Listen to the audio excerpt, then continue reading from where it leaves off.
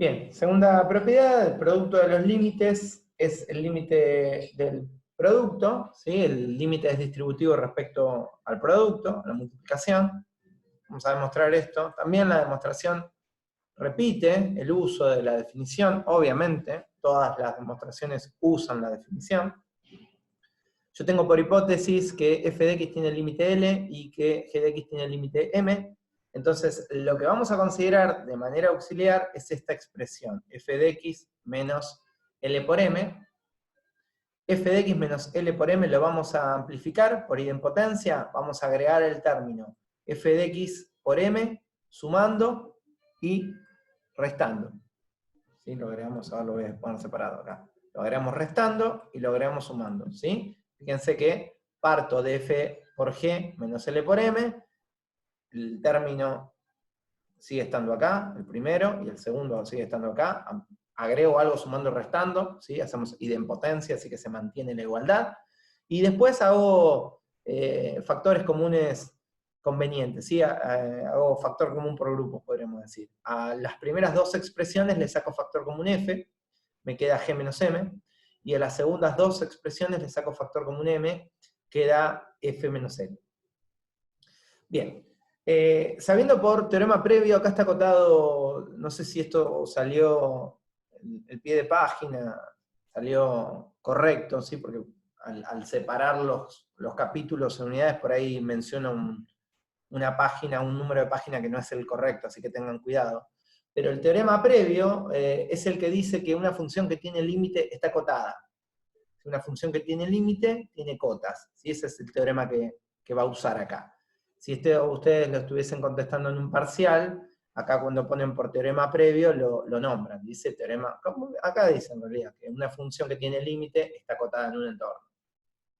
Bueno, entonces como f está acotada en el entorno y tiene límite, ¿sí? A ver, vamos a bajar un poquitito acá. Ahí está. Decimos. F está acotada en el entorno, ¿sí? En el cual tiene límite, y tiene límite finito, y g menos m es un infinitésimo. A ver, ¿por qué g menos m es un infinitésimo? Vamos a detenernos un cachito acá. G tiene límite m. G tiene límite m. Entonces, cuando yo estoy cercano a x0, cuando yo estoy para valores cercanos a x0, g de x tiende a ser m. Entonces, si yo planteo g menos m y estoy en valores cercanos a x0, g da m. Entonces, g menos m es 0. G menos m tiende a ser 0. Y f de x es una función acotada. Entonces, una función acotada por un infinitésimo es un infinitésimo. Esta es una también de las propiedades que enunciamos pero no demostramos. ¿Sí? No me acuerdo si acá se ha pasado la anterior. F es una función acotada porque tiene límite, g menos m es un infinitésimo porque g tiende a m, entonces esta resta da 0, y acá estoy haciendo una función acotada por un infinitésimo, es un infinitésimo.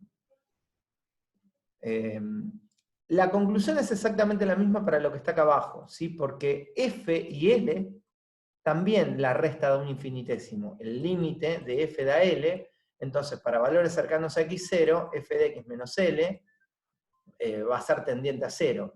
M es un valor escalar, M es un número, podría ser 0 o no. M es el resultado de el límite cuando x tiende a 0 de g de x. Y como decimos que este límite existe, M no puede ser infinito.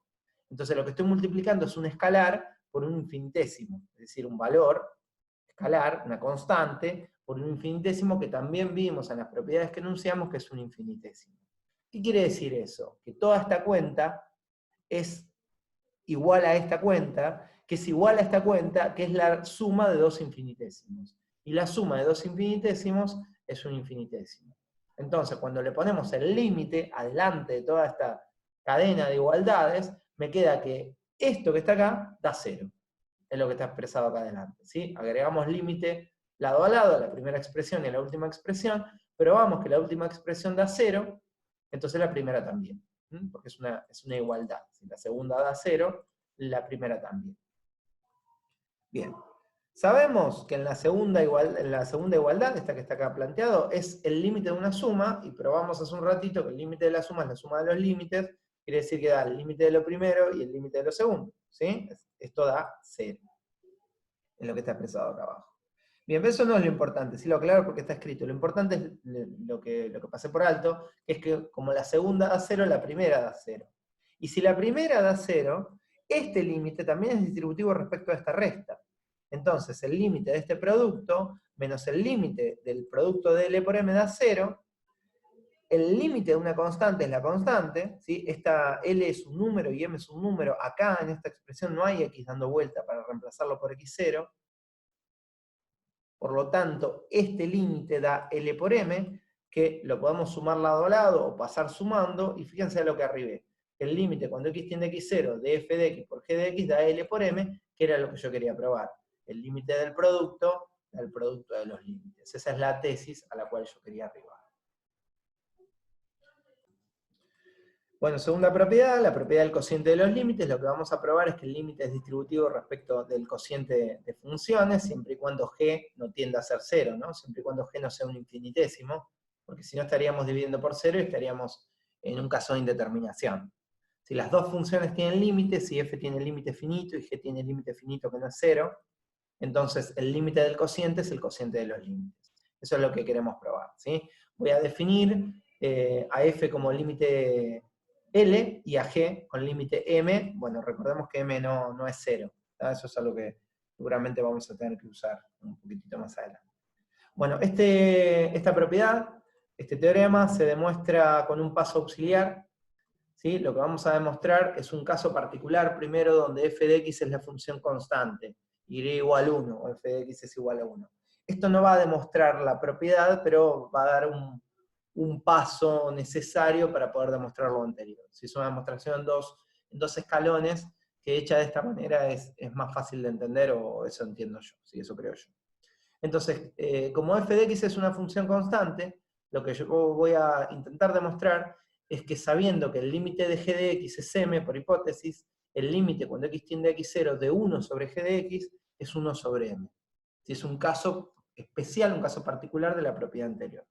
Por hipótesis m es distinto de 0. Por hipótesis m es distinto de 0.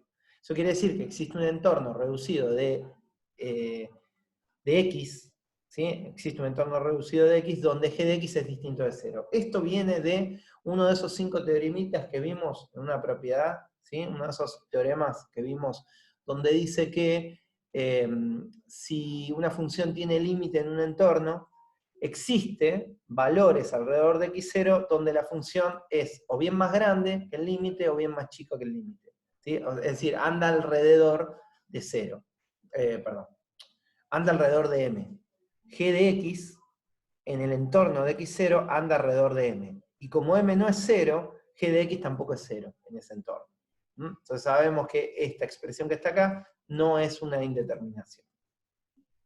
Bueno, ¿qué tiene que ocurrir para que el límite de 1 sobre g de x de 1 sobre m? Bueno, lo que tiene que ocurrir es que 1 sobre g menos 1 sobre m sea un infinitésimo.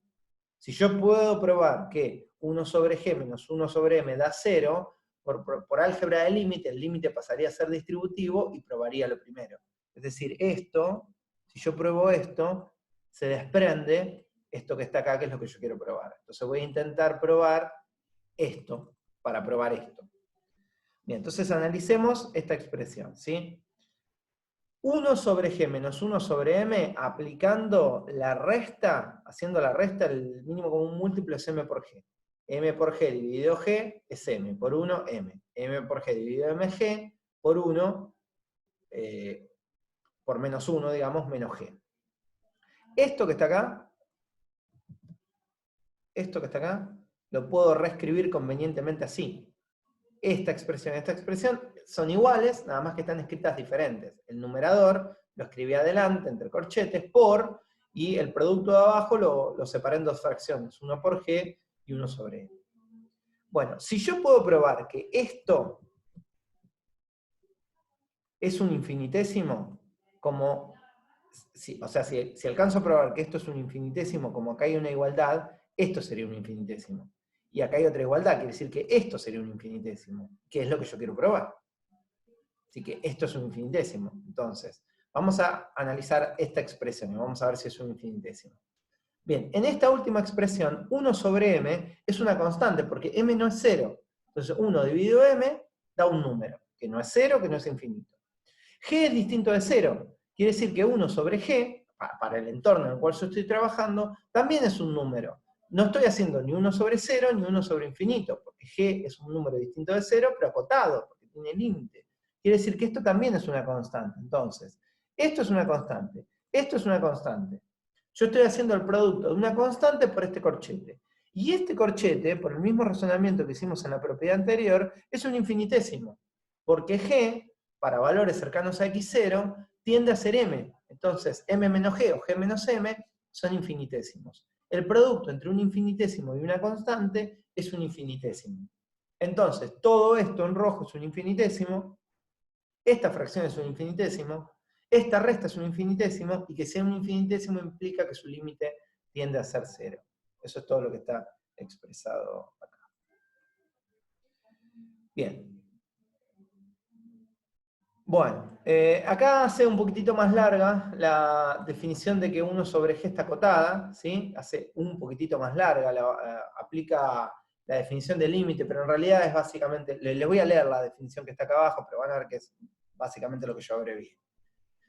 M es el límite de g en un entorno de x0, esto es la hipótesis, y acá lo que hace es elegir un épsilon conveniente, ¿sí? El épsilon, acuérdense que es arbitrario, la única condición que tiene que tener el épsilon es que sea mayor a 0.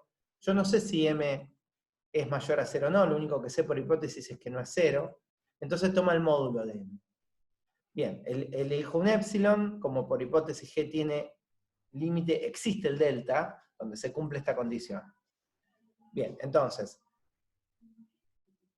¿cuál era la definición del límite? Que g menos m tiene que ser menor al épsilon. El épsilon es el módulo de m sobre 2, me queda esta condición que está acá. Hay una propiedad que dice que la resta de los módulos es menor al módulo. A ver, esta es la desigualdad triangular. ¿Está bien? Fíjense, si no, analicémoslo un segundo, pero es fácil de ver.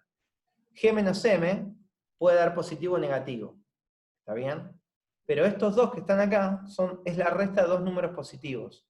Entonces, o estas dos cuentas son iguales, o esto que está acá es más grande que esto. Porque acá lo que podría ocurrir es que m sea negativo, entonces esta cuenta se transformaría en una suma. En cambio, en este caso siempre va a ser una resta. Por eso estas dos expresiones, o la segunda es mayor que la primera, esto es mayor que esto, o a lo sumo son iguales. Ahora, ¿cómo? ¿Cómo? Este módulo que está acá es, acá, menor a m sobre 2, y esto es menor a esto, yo podría, a ver si lo puedo escribir, esto traerlo acá. Es decir, que esto es menor que el módulo de m sobre 2. Entonces, ¿cuál es el carácter transitivo? El primero con el último. Me queda lo que está expresado acá abajo. Acá esta desigualdad puede ser amplia, pero esta tiene que ser estricta. Por eso acá me queda estricto. Me queda esta conclusión, esta condición que está acá abajo. Vamos hacia abajo. Bien, propiedad de módulo, ¿sí? Para que este módulo sea menor a esta cuenta, tiene que estar acotada entre este número positivo y este número negativo. Me queda esta condición que está acá. Sumamos a los tres términos de la desigualdad el módulo de m. Acá se va a cancelar. Acá si yo le sumo el módulo de m, me da 3 medios de m. Y acá si yo hago menos un medio módulo de m más 1 módulo de m da un medio módulo de m. Y fíjense que en realidad lo que a mí me importa probar es que la función g está acotada. M es un número que existe, entonces g tiene una cota superior, que es esta cuenta, y g tiene una cota inferior, que es esta cuenta. G está acotado.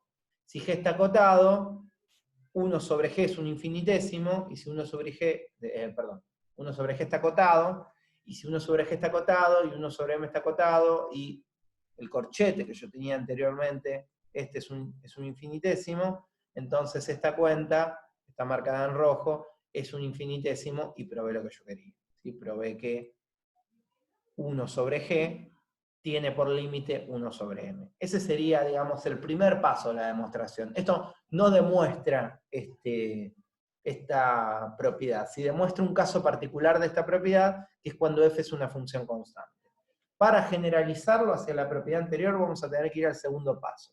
El segundo paso es probar que efectivamente ahora f sobre g tiene límite L sobre m. Para eso voy a escribir auxiliarmente f sobre g como f por 1 sobre g. Esto es tranquilamente igual a lo primero, no estoy haciendo nada raro. Bien, al plantear este cociente como un producto, lo que puedo usar es la regla del producto. La regla del producto, que es la demostración anterior, me dice que el límite de una multiplicación es la multiplicación de los límites, o dicho mejor, o más elegante, que el límite es distributivo respecto del producto. Entonces me queda el límite de f por el límite de 1 sobre g. Bueno, acabo de probar en el paso anterior que el límite de 1 sobre g es 1 sobre m. Y por hipótesis, el límite de f es L. Bueno, ¿cuánto da L por 1 sobre m? Bueno, L sobre m. Entonces ahí probé la tesis. Ahí quedó demostrado el teorema. Bien, límites de funciones trascendentes siguen siendo propiedades del límite de esto. Está bien, nada más que al utilizar funciones trascendentes está separado, las anteriores son propiedades más sencillas. Pero bueno, estas propiedades algunas ya las hemos usado también, a pesar de que ni las enunciamos ni las demostramos. La primera propiedad dice que el logaritmo se puede enrocar con el límite, o dicho de manera un poquito más elegante, el límite de un logaritmo es el logaritmo del límite. Si yo le quiero calcular el límite a una función logarítmica, bueno, es el límite del argumento lo que puedo calcular y después aplicarle el logaritmo a eso, ¿sí? Fíjense lo que digo yo, que el límite del logaritmo se pueden enrocar, ¿no? Se pueden invertir en el orden. Esto lo vamos a probar también. Por hipótesis, decimos que f tiene límite L, lo llamamos mayor a 0, el límite, en este caso lo necesitamos mayor a 0. Esto tiene que ver con la definición. Fíjense que el f de x acá está siendo sometida a un logaritmo, entonces f de x no podría acá valer ni 0 ni ser negativa, porque no existiría el logaritmo. Entonces no es que estoy perdiendo generalidad acá, sino que estoy tomando una función que no me genera una indeterminación, este límite. Bueno, entonces, repito, ¿sí? Considero la función f de x con límite L, por lo dicho recién, L es mayor a 0. Por el teorema del cociente de los límites se tiene que verificar que el límite de f de x sobre L de 1. Bueno, acá podríamos no nombrar ningún teorema acá, podríamos tomar esta igualdad y dividir los dos lados por L. Entonces me quedaría que el límite, a ver si puedo escribir, no es muy difícil.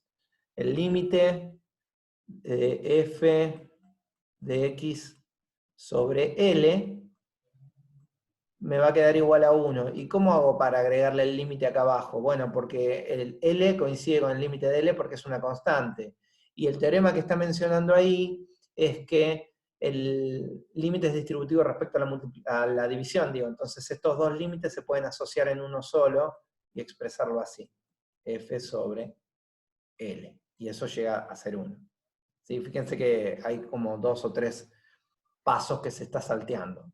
Tengan esto en cuenta, ¿no? Sobre todo si llegamos a tener que tomar el examen de manera remota, bueno, que exista la posibilidad de que tenga que ser oral. Entonces, una pregunta de este teorema podría llegar a ser, bueno, cuando acá dice, por el teorema del cociente de los límites se verifica que, bueno, ¿y cómo se verifica esto?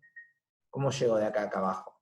Fíjense que es una explicación sencilla, pero que si no se la puede dar, ¿sí? Si un alumno no puede explicar cómo de acá llega acá abajo, es porque bueno, hay algo que no está entendiendo. Así que tengan en cuenta estas explicaciones, por favor. Bueno, considerando el valor de b es la base del logaritmo mayor a 1, esto de nuevo tiene que ver con la función trascendente. Recuerden cómo está definido el logaritmo y lo que es la base del logaritmo. La base del logaritmo es del otro lado de la igualdad, la base de una potencia, y no se suele trabajar con logaritmos de base negativa porque eso implicaría una oscilación de la función, ¿no? Que pasa por momentos positivos, por momentos negativos, con discontinuidades y saltos. Entonces tomamos una función logarítmica de base positiva. Y elegimos un épsilon mayor a 0, el épsilon que me va a dar la definición del límite, y como B es un valor sí, es un valor mayor a 1, entonces b elevado a que es un número mayor a 0, es mayor a 1. Esto no es algo que haya que probar, es una propiedad de las potencias.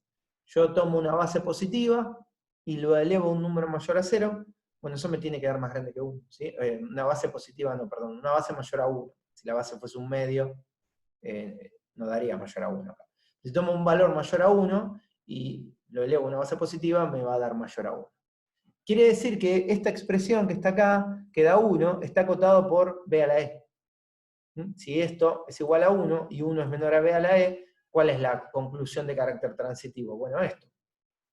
Que f de x sobre L es menor a b menos c. ¿Dónde? En un entorno de x0, porque el límite, como tiene la palabra límite adelante, implica que yo estoy trabajando en un entorno de x0, no para todo valor de x, sino para valores alrededor de x0. Bien. Bien, entonces, existe el entorno reducido, dice, de radio delta prima, donde se cumple esta propiedad que está acá. A ver, vamos a ver qué es lo que está queriendo decir acá. Nosotros tenemos una propiedad de las mismas que mencioné hace un ratito, que dice que una función que tiene límite L, una función que tiene límite L, en un entorno de x0, hay valores, ¿sí? Hay valores donde la función está acotada por valores mayores al límite. Y valores, un entorno donde la función está acotada por valores menores que el límite. Acá en este caso estamos hablando de una función que tiene límite 1. Acá, a ver, tengo que agarrar el puntero. Acá. ¿Sí? Una función que tiene límite 1. Entonces, tiene que haber un entorno de x0, en este caso lo llama de radio delta, donde esta función f de x menos L está acotada por valores mayores que el límite. Y como es 1, se cumple esta condición. ¿Está bien? Hay valores, un entorno de x0, donde la función f de x menos L está acotada por b a la epsilon. B a la epsilon porque es mayor que 1. Ahora, b a la menos epsilon es un número menor que 1. B a la menos epsilon. ¿Por qué? Porque es 1 sobre b a la e. Y si b a la e es mayor que 1, esta cuenta es 1 sobre b a la e, y fíjense que b a la e es más grande que 1. Entonces es 1 dividido algo más grande que 1, da menor a 1. Entonces, por el mismo motivo, por el mismo teorema, en un entorno de x0 hay otro radio, que acá fíjense que lo llama delta y delta prima, porque no están obligados a ser iguales, donde la función tiene por cota inferior a b menos epsilon. B menos epsilon en el teorema lo llama k, el valor me parece. Mientras sea menor al límite, tiene que existir un entorno que cumpla con esta condición. No voy a volver a hacer el dibujo, pero fíjense que hay una primera condición que es esta, que se cumple en un entorno de radio delta, y hay una segunda condición que es esta, que se cumple en un entorno de radio delta prima. Bueno, en la intersección de los dos entornos se tienen que cumplir las dos condiciones. Que la función sea menor que b a la epsilon, y que b a la epsilon sea menor que la función. Es decir, que de esto. Bien, si se cumple esto que está acá, lo que vamos a hacer es a esta expresión aplicarle logaritmo en base b a los tres lados de la ecuación. Y aplicar la propiedad del logaritmo. ¿Sí? Acá me va a quedar logaritmo en base b, me faltó la o, logaritmo en base b de b a la menos epsilon, bien, menor a el logaritmo de esta división, menor a el logaritmo en base b de b a la menos epsilon. ¿Qué me dice la propiedad de los logaritmos? Que este exponente se puede bajar adelante. Entonces esto me va a dar menos epsilon por el logaritmo en base b de b, que va a dar 1. Lo mismo va a ocurrir cuando le aplique el logaritmo acá, que era b a la epsilon. Va a quedar epsilon por el logaritmo en base b de b, que va a ser 1. Y en el medio, acá en el medio, me queda el logaritmo en base b de f sobre L.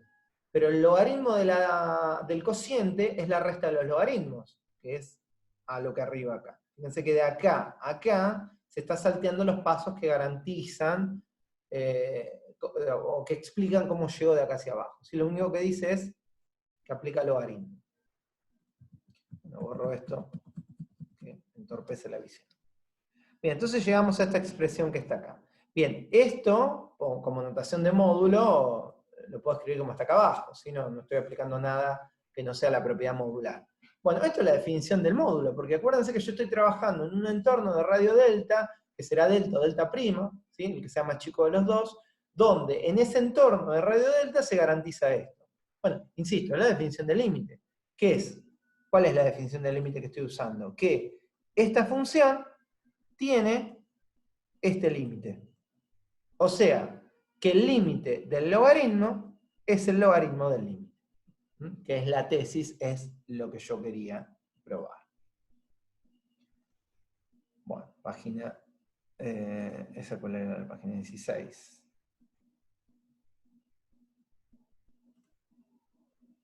Acá.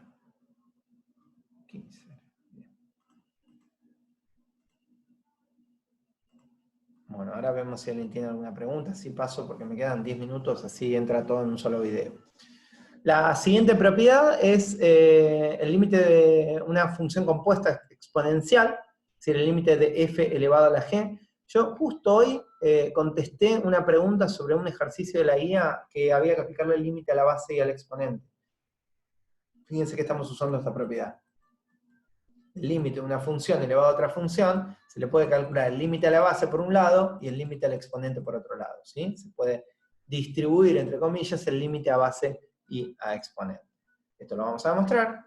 Consideramos el límite de f de x elevado a la g de x igual L, o sea, consideramos que este límite existe, ¿sí? Si este no existe, este tampoco, por supuesto.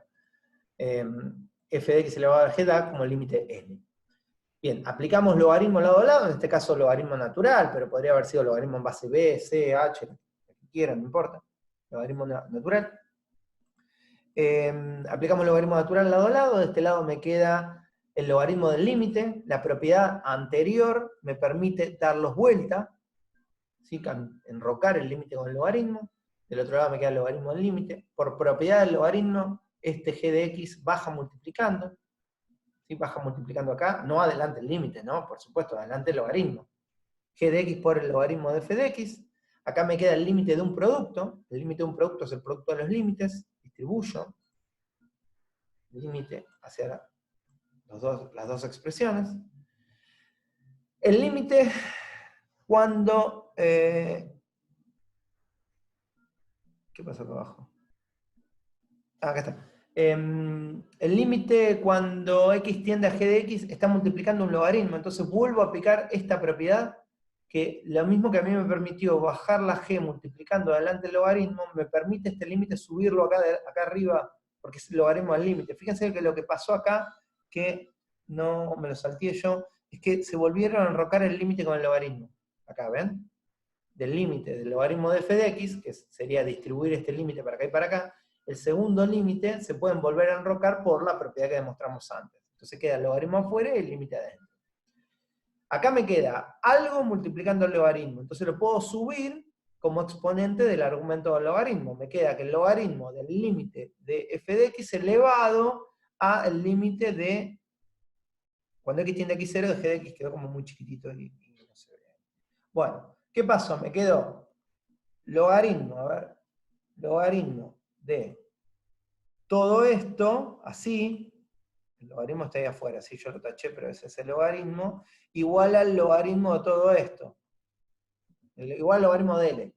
¿Ven que los logaritmos es como que se pueden simplificar?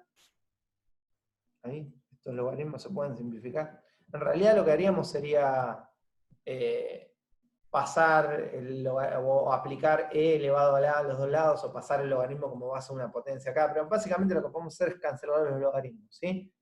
Entonces, una vez que se cancelan los logaritmos, me queda la tesis, que el límite de f de x elevado al límite de g de x da L, que era lo que yo quería probar. Bueno, esta página... ¿cuánto? Me quedan... Bueno, lo que sigue son las demostraciones de algunos límites. El primer límite yo ya se los demostré. Si la propiedad seno de h sobre h yo ya la demostré, está en la página 16. En la página 17 tienen un límite más. Acá termina, ¿sí? El límite, esto por ahí no está del todo bien clara la división, acá termina esa propiedad. Ese límite, digo, acá hay otro límite demostrado, ¿sí? Esto acá ya no está usando definiciones ni nada, está resolviendo el límite. Fíjense que aplica el método del conjugado. Así que esto se lo dejo para que lo lean ustedes. Si algo no se entiende, me pueden preguntar, por supuesto, no hay problema en la clase que viene, pero sería interesante que lo analicen y sobre todo que lo puedan entender, ¿no? Acá termina este límite, no está muy claro esto, ¿sí? Ahí termina y empieza este otro límite que está acá. Esta propiedad, este límite lo vamos a usar como propiedad en algunos ejercicios más adelante, así que por favor léanlo, traten de entenderlo. Insisto, si no lo entienden me dicen, pero van a ver que en realidad no está aplicando nada muy raro, lo que hace es un cambio de variable. Fíjense que aplica un cambio de variable. Si con toda la teoría que vimos y con toda la práctica que hicieron hasta ahora, deberían poder resolver este límite. Si no, insisto, si no se entiende, me lo pueden volver a preguntar la clase que viene, pero traten de leerlo ustedes y entender, ¿sí? Voy a cortar la grabación.